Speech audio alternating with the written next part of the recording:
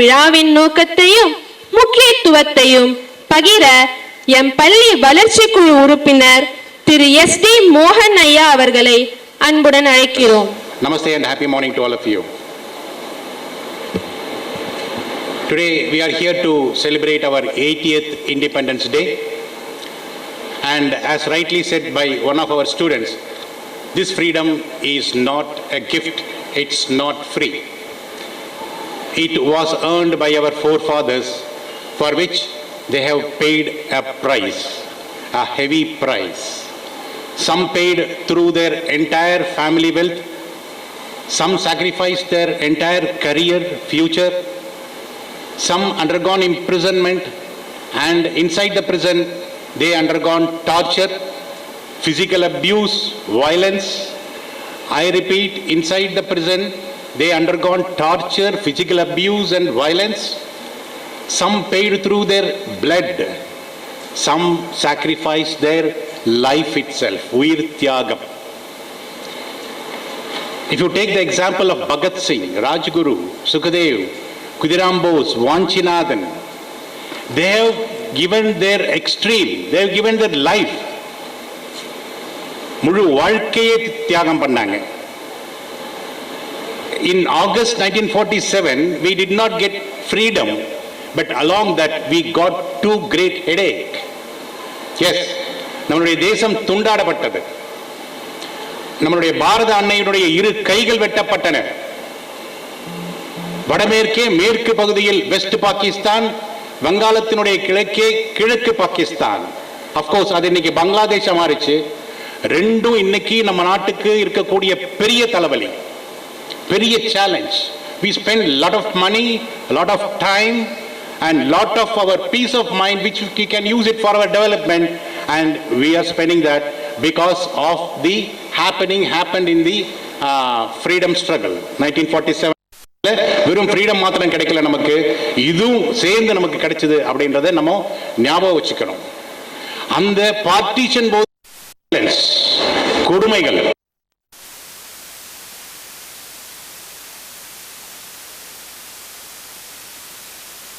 Explained, அவ்வளவு பெரிய violence.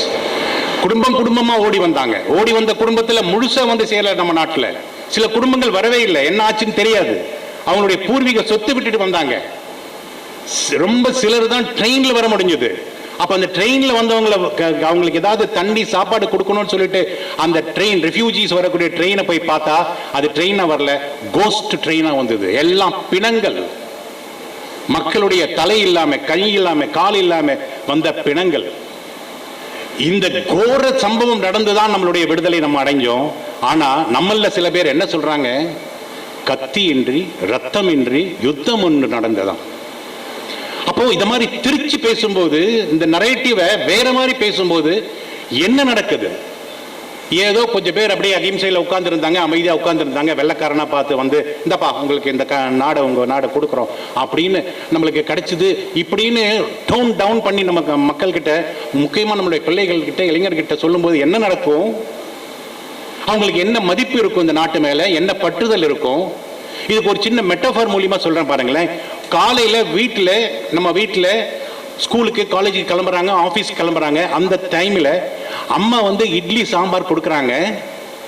அப்போ அந்த பையன் சாப்பிடும் போது, என்னம்மா நீ சாம்பார் வச்சிருக்க, நல்லாவே இல்லை அப்படின்னு சொல்லும்போது அந்த அப்பா பக்கத்துல இருந்தது, டேய் நம்மெல்லாம் தூங்கிட்டு இருக்கும்போது அம்மா மொழிச்சு பாலை காய்ச்சி நம்மளுக்கெல்லாம் காஃபி கொடுத்தா, இப்போ பருப்பு வேக வச்சு காய் வெட்டி சாம்பார் பண்ணி உனக்கு கொடுத்துருக்கா, நீ இப்ப சாப்பிட்டுட்டு இருக்க, அதை போய் நீ குறை சொல்றேடா அப்படின்னு சொன்னா எப்படி இருக்கும்? ஒன்னும் இல்லை, உப்பு கம்மி, அம்மா கொஞ்சம் உப்பு போடுமா, இப்ப எப்படி இருக்கு இப்படின்னு சொல்லும்போது அவன் மனசுல என்ன பதியும்? அதுக்கு அதை விட்டுட்டு, ஆமாடா உங்க அம்மாக்கு சாம்பார் வைக்க தெரியாது, இட்லி சுட தெரியாது, ஒண்ணுமே தெரியாதுடா, லாயக்கே இல்லை. இந்த நாட்டை அப்படி பழிக்கிறாங்க நிறைய பேர். அதே வீட்டுல சாயங்காலம் வீட்டுக்கு வரும்போது, அப்பா வீட்டுக்கு வரும்போது தன்னுடைய பெண் குழந்தை, என்னப்பா நீ ட்ரெஸ் வாங்கி கொடுத்துருக்க, எங்க ஸ்கூல்ல அவங்கவுங்க எவ்வளவு காஸ்ட்லி ட்ரெஸ் போட்டுட்டு வராங்க, என்னப்பா எனக்கு மாத்திரம் நீ இது மாதிரி ட்ரெஸ் வாங்கி கொடுத்துருக்கேன்னு சொல்லும்போது பக்கத்துல இருக்கிற அம்மா, ஏய் காலையில 7:30 மணிக்கு போன அப்பா இப்ப பாரு மணி 8-8:30 மணிக்கு வராரு, டெய்லி இது மாதிரிதான் போயிட்டு வராரு, யாருக்காக உழைக்கிறாரு? நம்மளுக்காக தானே உழைக்கிறாரு. இதுவே பெருசுடி உனக்கு. உனக்கு உண்மையிலேயே ரொம்ப காஸ்ட்லி ட்ரெஸ் வாங்கணும், ரொம்ப காஸ்ட்லியா இருக்கணும் அப்படின்னு சொன்னா நீ உழைச்சு படிச்சு சம்பாதிச்சு உன்னுடைய பசங்களுக்கு அதை மாதிரி வாங்கி கொடு அப்படின்னு ஒரு அம்மா சொன்னா அந்த குடும்பம் எப்படி இருக்கும், அந்த பட்டுதல் எப்படி இருக்கும்? அதை விட்டுட்டு உங்க அப்பா லாய்க்கே இல்லடி, நான் 20 வருஷமா இப்படிதான் கஷ்டப்படுறேன் அப்படின்னு சொன்னா அந்த குழந்தைக்கு அந்த குடும்பத்து மேல பற்று வருமா? அந்த அப்பா மேல ஒரு மதிப்பு வருமா? இதுதாங்க இன்னைக்கு நம்ம நாட்டில் துரதிருஷ்டவசமா இன்னொரு குழந்தை இன்னொரு ஸ்டூடெண்ட் சொன்னா, we got freedom from the external force but we have to get freedom from the internal force which is very very important. Yes, இந்த விடுதலை நமக்கு சும்மா கிடைக்கல, பெரிய பெரிய வயலன்ஸ் நடந்தது, சொல்ல முடியாத அளவு.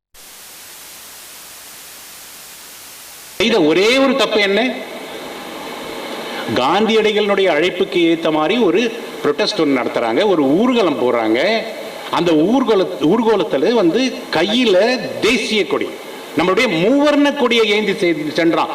அதுதான் அவனுடைய ஒரே குற்றம். அதற்காக அவன் மேல தடியடி அடிச்சு மண்டை பொளந்து ரத்தம் பாஞ்சு கத்தியின்றி ரத்தமின்றி இந்த விடுதலை பெற்றோமா?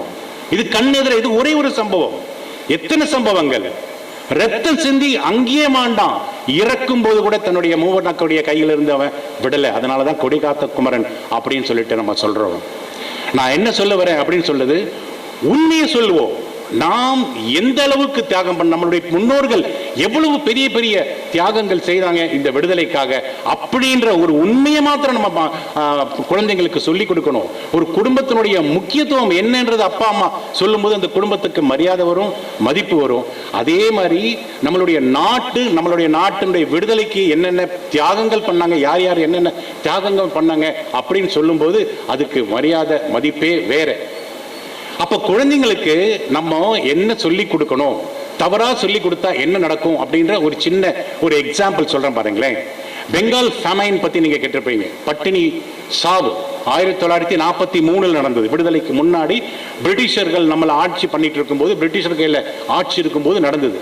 அப்போ உலக போர் 2 வேர்ல்டு வார் 2 பீக்கில் நடந்துட்டு இருக்கு. அப்படி நடந்துட்டு இருக்கும்போது அங்க இங்கிலாந்து பிரைம் மினிஸ்டர் சர்ச்சிலுக்கு மைண்ட்ல first priority to feed their fighting soldiers. அவங்க இங்கிலாந்து சோல்ஜர்ஸ் மாத்திரம் இல்ல, அவங்களுடைய அலையன்ஸ் கண்ட்ரீஸ், யூரோப்பியன் கண்ட்ரீஸ், அவங்களுக்கு என்ன தேவை, என்ன உணவு தேவை, என்ன சாப்பாடு தேவை, ஸ்டாக் எவ்வளவு தேவை, அதுதான் மைண்ட்ல இருந்தது. இந்த நாட்டில இருந்து செய்தி மேல செய்தி போகுது. இன்னும் கொஞ்ச நாள் நம்ம ஸ்டாக் எல்லாம் தீர்ந்துட்டு வருது, அரிசி இல்ல, கோதுமை இல்ல, இன்னும் கொஞ்ச நாள் இது கண்டினியூ ஆனா பெரிய ஃபெமைன் நடக்கும், நடந்தா பெரிய இழப்பு நடக்கும், உயிர் சேதம் நடக்கும் அப்படின்னு மெசேஜ் மேல மெசேஜ் போகுது. அவர் காதிலே வாங்கல. That is not important for me my forces and soldiers are important அப்படின்னு சொல்லிட்டு எல்லா ஸ்டாக்கும் டைவர்ட் பண்ணாங்க. அங்க உண்மையிலே 20 to 30 லட்சம் மக்கள் ஃபெமைன், அந்த ஃபெமைன் ஒருத்தனுடைய கையில் இருக்கும்போது இத மாதிரி தான் இருக்கும். எந்த டெவலப்மெண்ட் நடக்காது, நாசம் நடக்கும். ஏன்னா அவங்களுக்கு இத பத்தி கவலை கிடையாது. சோ அந்த ஸ்டூடெண்ட் சொன்ன மாதிரி we got freedom from the foreigner but we have to get freedom from our own self. because பாருங்களேன், இன்னைக்கு சுதந்திர நாள் இல்லையா? அப்போ நம்மளுடைய பெரியோர்கள்லாம் இந்த ஃப்ரீடம் வாங்கி கொடுத்தாங்க. அப்ப நம்மளுடைய பொறுப்பு என்ன? இந்த சுதந்திரத்தை கட்டி காக்க வேண்டியது நம்மளுடைய பொறுப்பு. அப்போ இது எல்லாருக்குமே இந்த பொறுப்பு இருக்கு. இங்க பெற்றோர்கள் இருக்கீங்க, பெரியவங்க இருக்கிறீங்க, சின்ன குழந்தைங்க இருக்காங்க. முக்கியமா யார் கையில இது இருக்கு, யாரால இது முடியும் அப்படின்னு சொன்னா இளைஞர்களால தான் முடியும். எந்த ஒரு சமுதாயத்திலுமே அந்த இளைஞர் தான். Because they are the future of the society, they are the future of any country. அப்போ அவங்களை எந்த டைரக்ஷன்ல நம்ம கொண்டு போறோம், கைட் பண்றோம். Unfortunately, today we have guided missiles but unguided youth. இன்னைக்கு துல்லியமா டார்கெட்டை போய் அடிக்கக்கூடிய அளவுக்கு நம்ம கிட்ட மிசைல்ஸ் இருக்கு. இங்க இருந்து அதை ப்ரோக்ராம் பண்ணி விட்டா அது பாட்டுக்கு கரெக்டா போய் துல்லியமா அடிக்கும். நம்ம செய்தியில எல்லாம் படிச்சிருப்போம், சிந்தூர் ஆபரேஷன் போது நம்மளுடைய பிரம்மாஸ் என்ன மாதிரி ஒரு நிலநடுக்கத்தை உண்டு பண்ணிச்சு. 3 பிரம்மாஸனுடைய அட்டாக்ல Pakistan surrendered to us. they came and begged with us for talks, peace talks. அந்த அளவுக்கு ஒரு உயிரற்ற ஒரு மிசைலை நம்மளால ப்ரோக்ராம் பண்ண முடியுது, கைடட் மிசைல்ஸ் நம்மளால தயாரிக்க முடியுது. But unfortunately our youth are being misguided. Misguided, அதை விட கரெக்டான வார்த்தை wrongly guided. They are into the hands of agents and forces which want to destroy this country, which want to stop the development of this country. Unfortunately, see, அவங்களுக்கு பயங்கர energy இருக்கு, அவங்களுக்கு பயங்கர கற்பனை இருக்கு, இமேஜினேஷன் இருக்கு, ஏக்கங்கள் இருக்கு. அது எப்படியாவது அடைஞ்சிடலாம் அப்படி நேஷனை கொண்டு போய் அடையிறதுக்கு அது வழிவகுக்கவே வகுக்காது. நம்மளுடைய பிரதம மந்திரி அதுதான் சொல்லியிருக்கார். Short cut will short our imagination, will shortcut our imagination. So எந்த ஒரு செயலுக்கும் அதுக்கு ஒரு நேரம் இருக்கு, அதுக்கு ஒரு உழைப்பு இருக்கு, அதுக்கு ஒரு தியாகம் இருக்கு. அது பின்னால நம்ம போகும்போது சுவாமி விவேகானந்தர் சொன்ன மாதிரி take one target, take aim for one thing, think about that, breathe that, eat that, smell that, feel that, and one day you will achieve that.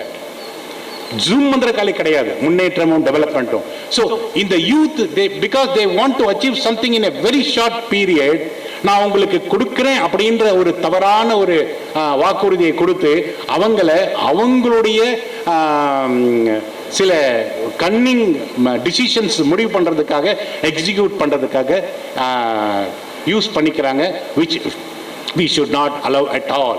So the youth have the responsibility. These are very, very, very strong. It is very scientific also. நம்ம culture சொன்ன உடனே நம்ம என்ன நினைக்கிறோம் அப்படின்னு சொன்னா, பூஜை பண்றது, சாமி கும்பிடுறது, அதெல்லாம் part of our culture. But above that our culture has got a very scientific base. ரெண்டு விஷயம் சொல்றேன் பாருங்களேன். ஒரு சில வருஷத்துக்கு முன்னாடி யூஎஸ்ல ஒரு ஸ்டடி எடுத்தாங்க. என்ன ஸ்டடி அப்படின்னு சொன்னா, யூஎஸ்ல இந்தியன்ஸ் எத்தனை பேர் இருக்காங்க பார்த்தாங்க. அந்த காலத்துல 2.5% அமெரிக்கன்ஸ் ஆர் இந்தியன்ஸ் அப்படின்னு சொல்லிட்டு, அப்போ நிறைய ஸ்டாட்டிஸ்டிக்ஸ் எடுத்தாங்க. அதுல அவங்களுடைய அசெட்ஸ் என்ன, சொத்து என்ன அப்படின்னு பார்த்தா, they own almost 10 to 10.5% of the entire assets of America. நல்லா பாருங்க, கம்பாரிசன் பாருங்க. 2.5% of Indians are owning almost 10% of the American assets. அப்போ அந்த ஸ்டடி பிரகாரம் இந்த 2.5 4-fold ஆச்சுன்னா, டபுள் டிஜிட்ல வந்ததுன்னா, 10% வந்ததுன்னா, almost 50% of the American properties will be owned by Indians அப்படின்ற அந்த செய்தி பேக்ரவுண்ட்ல இருக்கு. அப்போ அடுத்த கேள்வி என்னன்னு சொன்னா, how it is possible for just 2.5% people to own 10% of the property? அதுக்கு பதில் இருந்தாங்க. அதனால மட்டும் இல்ல, அவங்க கல்ச்சர் என்ன சொல்லுது, நம்மளுடைய கல்ச்சர் என்ன சொல்லுது அப்படின்னு சொன்னா, the first expense of any salary is savings. Very powerful culture, very powerful saying, particularly for today's youth who are earning good money, but they are following the western culture. Western culture என்ன, அடுத்த மாசத்துக்கு வரக்கூடிய சம்பளத்தை இன்னைக்கே செலவு பண்ணிட்டு 1ஆம் தேதி சம்பளம் வந்தோடனே அந்த கடன் எல்லாம் அடைக்கிறது. கிரெடிட் கார்டு, டெபிட் கார்டு, என்னெல்லாமோ. நம்ம கல்ச்சர் அப்படி கிடையாது. நம்ம கல்ச்சர் என்ன சொல்லுது, சேலரியுடைய first expense savings. Because savings protects us in the future, protects us, our family and our children in the future. It is science. இது அனுபவிச்சு நமக்கு சொன்னது. This is our culture. நம்ம கல்ச்சர் சொன்ன உடனே நீங்க எதோ பார்க்க கூடாது. This is our culture. இன்னொரு கல்ச்சர். இப்போ சமீபத்தில் எனக்கு அந்த செய்தி வந்தது. ஜப்பான்ல ஒரு ஸ்டடி எடுத்தாங்களா. என்ன ஸ்டடி அப்படின்னு சொன்னா, ஒரு 200 குரூப், 200 பேர் கொண்ட ஒரு 3 குரூப். அந்த 3 குரூப்ல ஒரு குரூப் இவங்க சில வசனங்கள் சொல்லுவாங்க, வார்த்தைகள் சொல்லுவாங்க, டெக்ஸ்ட் சொல்லுவாங்க. ஒரு 200 குரூப் அதை ஜஸ்ட் கேட்கணும். இன்னொரு 200 குரூப் அதை திருப்பி சொல்லணும். இன்னொரு 200 குரூப் அதை எழுதணும் அப்படின்னு சொல்லிட்டு அந்த ஸ்டடி எடுத்து என்ன பண்ணாங்க அப்படின்னு சொன்னா, அந்த 200 பேர் எழுதுனாங்களே, அவங்களுக்கு ஃபியூச்சர்ல டெமென்ஷியா, இந்த மறதி, வயதான வரணும் இல்லையா நமக்கு, அந்த மறதி அவங்களுக்கு ரொம்ப கம்மி, வரவே இல்லை அப்படின்னு இன்னைக்கு 2026 ஸ்டடி சொல்லுது. ஆனா நம்மளுடைய முன்னோர்கள் என்ன சொல்லியிருக்காங்க, ஒரு 40-45 வயசு வந்தாலே ஸ்ரீராம ஜெயம் எழுது, ராமராமா எழுது, 108 தடவை எழுது, 1008 தடவை எழுது. அந்த ஸ்டடி என்ன சொல்லுதுன்னா, எழுதும் போது உங்களுடைய மூளை அதிகமா வேலை செய்யணும். அதிகமா திங்க் பண்ணணும், கான்சென்ட்ரேட் பண்ணணும். அப்ப இந்த மூளைக்கு அதிகமா வேலை கொடுக்க கொடுக்க நம்மளுடைய உடம்பு கூட பலம் பண்ணணும், மசில்ஸ் பதில் பண்ணணும்னு சொன்னா அதுக்கு நிறைய நம்ம வேலை கொடுக்கணும். அப்ப இந்த மூளைக்கு அதிகமா வேலை கொடுக்க கொடுக்க கொடுக்க இந்த கைக்கு கோஆர்டினேஷன் வேணும், கான்சென்ட்ரேஷன் வேணும். இந்த டிமென்ஷியா அப்படின்றது தள்ளி போகுது, இல்லாட்டி வரவே வரல அப்படின்ற செய்தி சொல்றாங்க. ஸோ இது நான் ரெண்டு தான் சொன்னேன், நேர குறைவுனால இதுக்கு மேலே எனக்கு சொல்ல முடியல. போய் பார்த்தீங்கன்னா நிறைய விஷயங்கள் almost they all have scientific base. But நம்மளுடைய கலாச்சாரம் எல்லாம் போய் நம்மளுடைய புராணங்கள் எல்லாம் உண்மை கிடையாது, அதெல்லாம் பைத்தியக்காரத்தனம் அப்படின்னு சொல்லக்கூடிய ஒரு குரூப்புக்கு கீழே போய் நம்ம மாட்டிடக்கூடாது. நான் என்ன சொல்ல வரேன், பர்டிகுலராக யூத்துக்கு என்ன சொல்ல வரேன் அப்படின்னா, யார் என்ன சொன்னாலும் இன்க்ளூடிங் மீ, நான் இன்னைக்கு என்னெல்லாம் சொன்னனோ இது அப்படியே முழுசா எடுத்துக்க கூடாது. நீங்க திங்க் பண்ணணும், அனலைஸ் பண்ணணும். இவர் சொல்றது கரெக்டா, அவங்க சொன்னது கரெக்டா, இவங்க சொன்னது கரெக்டா, நீங்க திங்க் பண்ணணும். Your brain has got that intellect to take the right decision. அப்போ நீங்க திங்க் பண்ணி முடிவு பண்ணணும். So particularly the message for today's youth is they have to think. They should not be carried away by நம்மளுடைய ஒரு student சொன்ன மாதிரி algorithm set பண்ணி நீங்கள் ரீல்ஸ் பண்ணி ரீல்ஸில் இன்ஃப்ளூயன்ஸ் ஆகி அது பிரகாரம் முடிவெடுக்கக்கூடாது. Get message from them. அது மாதிரி இதை மாதிரி லெக்சர்ஸ் எல்லாம் கேட்டு டக்குன்னு உடனே முடிவு பண்ணிடக்கூடாது. Get input from all sources. Take your own decision. You think yourself and take your own decision, because the future of this country is primarily with the present day youth.